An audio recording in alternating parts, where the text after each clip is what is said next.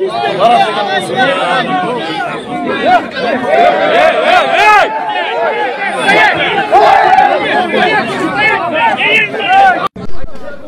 ırganda aspен ürüşen koy, ne oldu sende küçükten? Sabır saqta boy turunlar. Buna isketler, misterler, şeygen amınlar. Sizler arjaqta qarap turuplar, sizler көтеріп кетесіздер, ойындап тұрсыз. Әкім келді, әкім. Жақта араласатындар, жағдай болып жатқан жоқ. Bir adam burası özü istemeyi kalp bol. Aldığınızdan çıkıp kesirimini sırasın.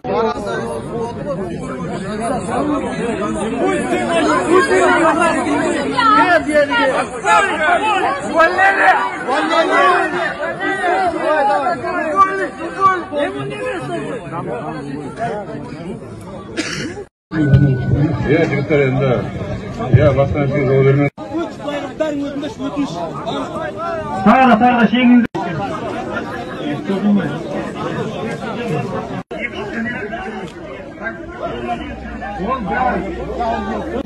Персоналом выдать документ, подтверждающий трудовую деятельность. Шибанов деп қол қойып беріпті.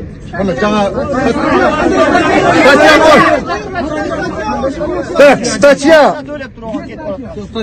статьяны оқып берейін, тұратыңды. Так, пункт. Расчетный бермей. Так,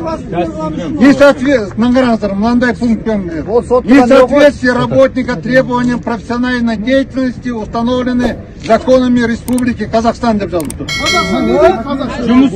Жұмысқа дәрменсіз болғаннан жұмыстан шығарылсын дейді. Ол дәрменсіз болған жоқ қой ол. Яғни Қазақстан заңнамасында көзделген тәртіпке сәйкес келмеуіне байланысты. Яғни сәйкес. Бізде бір документ жоқ. Біз объяснительныйдың өзін орысша жазамыз. Дұрыс, орысшаны білетін адамға ол оңай жаза береді. А бұл жерде оқымаған адамдар да бар, орысшаны түсінбейтін адамдар бар да, олар келеді, элементарно бізде инструкциямен танысады, оқы деп бір күн отырғызып қоясын, но ода не жазылған түсінбейді ғой анау, кетеді.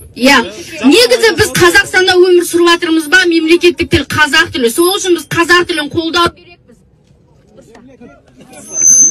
Қазақ тілін қолдау керекпіз. Қазақ болып біз қолдамағанда қазақ тілін ешкім қолдамайды. Қазір одан кейін екіншісі, Керімбаевтың кезінен сондай біздің заводта қандай мықты должностьта бәрінің туысқаны ғана отырады. Мен осы заводта істейтін мамандықты мен қызыл дипломға бітіріп келемін да, жұмыс іздеп келсем мені лаборантқа қылып жібереді.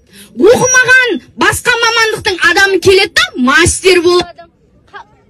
Қалай ұстай тұршы, қимылдатпай. Қалай ол деп сұрасаң,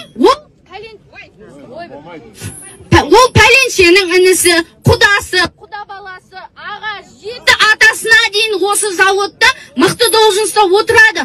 Если олар отыратын болса, бізді бұл мамандықпен не үшін оқытып жатыр? Мен мысалы Шымкенттен келіп тұрмын да, мен өз орнымда жұмыс істемеу керекпін. Мені қайда жібереді, мені қандай қара жұмысқа алады, мен сол жерде жүру керекпін.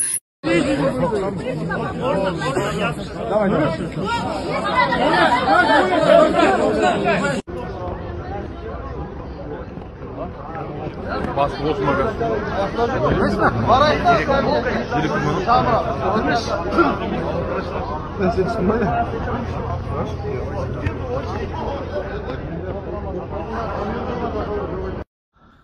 Ассалаумағалейкум ардақты ағайын.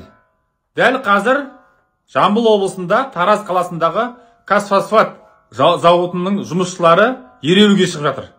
Олардың талабы бұл бір әлеуметтік мәселе емес, жалақысы туралы емес, ол жерде сол зауыттың директоры қазақтар қойлар деген, яғни қазақтар бараны деп айтқан ғой. Сол сөзге байланысты жұмысшылар жаңағы ол жерде оны ұрып жере жаздады, бірақ сол жерге құқық қорғау органдары барып, оны арашылап қалды. Міне ардақты ағайын, бұл енді сұмдық жағдай, біздің нанымызды жеп отырып, яғни асыңды ішіп, аяғын тепкен жағдай.